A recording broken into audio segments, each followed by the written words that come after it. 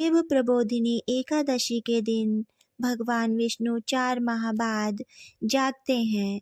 इस दिन से सभी मांगलिक कार्य प्रारंभ हो जाते हैं। इस दिन लोग व्रत भी रखते हैं। इस एकादशी का हिंदू धर्म में विशेष महत्व है। इसे देव उठनी एकादशी के नाम से भी जाना जाता है। यदि इस दिन आप व्रत कर रहे हैं तो इस कथा को अवश्य सुनें। इस कथा को सुनने से आपको 1000 गुना फल अधिक प्राप्त होगा। प्रिय भक्तों, आइए सुनते हैं एकादशी की पहली कथा। एक समय भगवान नारायण से लक्ष्मी जी ने कहा, हे नाथ, अब आप दिन रात जागा करते हैं और सोते हैं तो लाखों करोड़ों वर्ष तक को सो जाते हैं। उस समय समस्त चराचर का नाश भी कर डालते हैं। अतः आप नियम से प्रतिवर्ष निद्रा लिया करें। इससे मुझे भी कुछ समय तक विश्राम करने को मिल जाएगा। लक्ष्मी जी की बात सुनकर नारायण मुस्कुराए और बोले, देवी, तुमने ठीक कहा। मेरे जागने से सब देवों को और खासकर तुमको कष्ट होता है। तुम्हें मेरी सेवा से जरा भी अवकाश नहीं मिलता, इसीलिए तुम्हारे कथनानुसार आज से मैं प्रतिवर्ष 4 मास वर्षा ऋतु में शयन किया करूँगा। उस समय तुमको और देवगणों को अवकाश मिल जाएगा।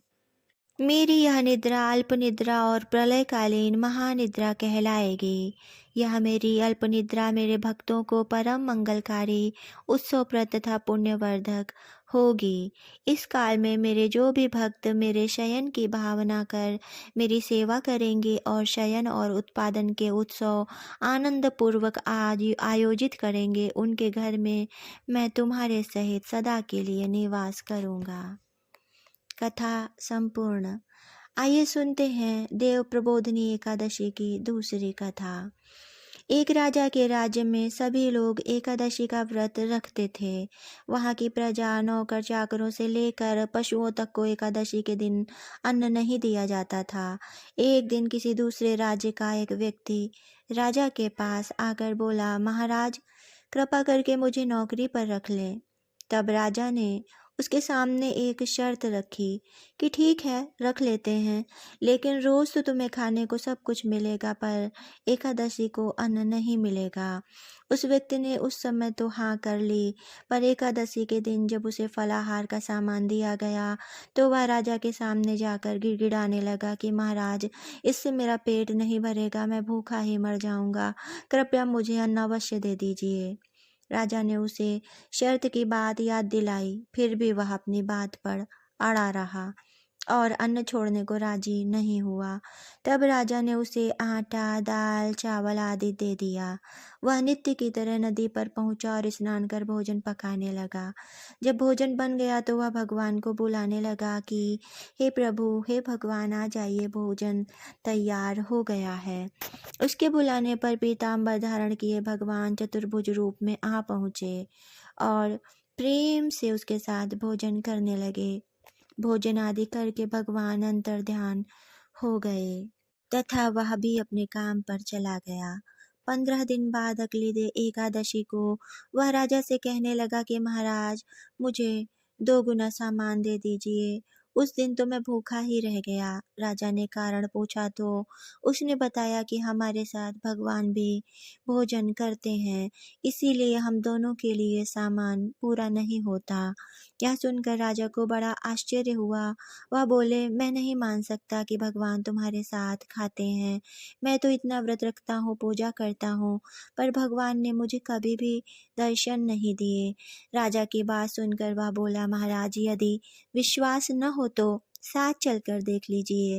राजा एक पेड़ के पीछे छिपकर बैठ गया। उस व्यक्ति ने हर रोज की तरह भोजन बनाया और भगवान को शाम तक पुकारता रहा, फिर भी भगवान न आए। अंत में उसने कहा, हे भगवान, यदि आप नहीं आए तो मैं नदी में कूदकर प्राण त्याग दूंगा। फिर भी भगवान नहीं आए। तब वह प्राण त्यागने के उद्देश्य से नदी की तरफ बढ़ा। प्राण त्यागने का उसका दृढ़ इरादा जान शीघ्र ही भगवान ने प्रकट होकर उसे रोक लिया और साथ बैठकर भोजन करने लगे।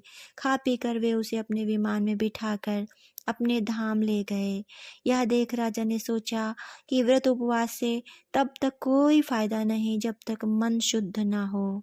जब तक हम किसी का बुरा सोचेंगे, जब तक हम अपने आचरण को गंदा रखेंगे, तब तक हमें व्रत उपवास से कुछ भी प्राप्त होने वाला नहीं। इससे राजा को ज्ञान मिला।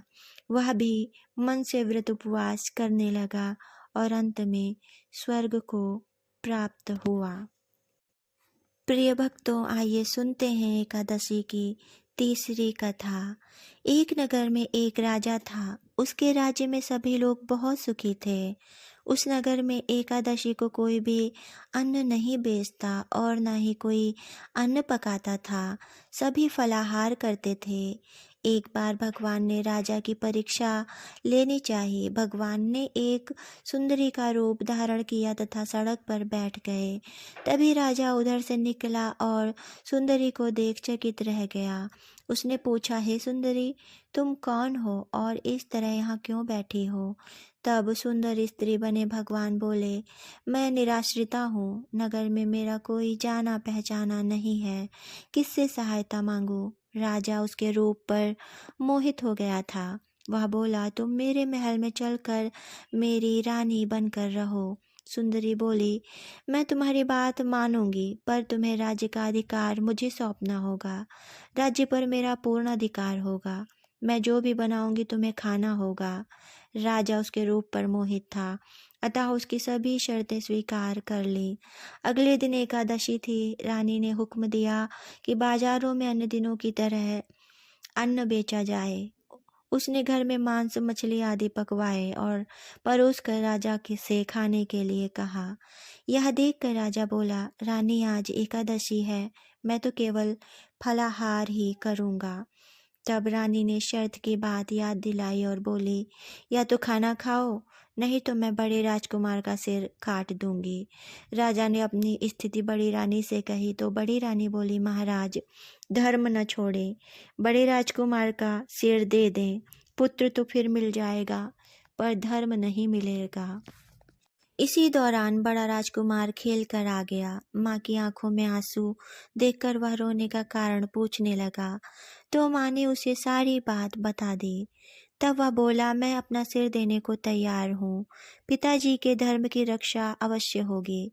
राजा दुखी मन से राजकुमार का सिर देने को तैयार हुआ तो रानी के रूप में भगवान विष्णु ने प्रकट होकर असली बात बताई। राजन, तुम इस कठिन परीक्षा में पास हुए। भगवान ने प्रसन्न मन से राजा से वर मांगने को कहा तो राजा बोला, आपका दिया सब कुछ है, हमारा उद्धार करें। उसी समय वहां एक विमान उतरा। राजा ने अपना राज्य पुत्र को सौंप दिया और विमान में बैठकर परम धाम को चला गया।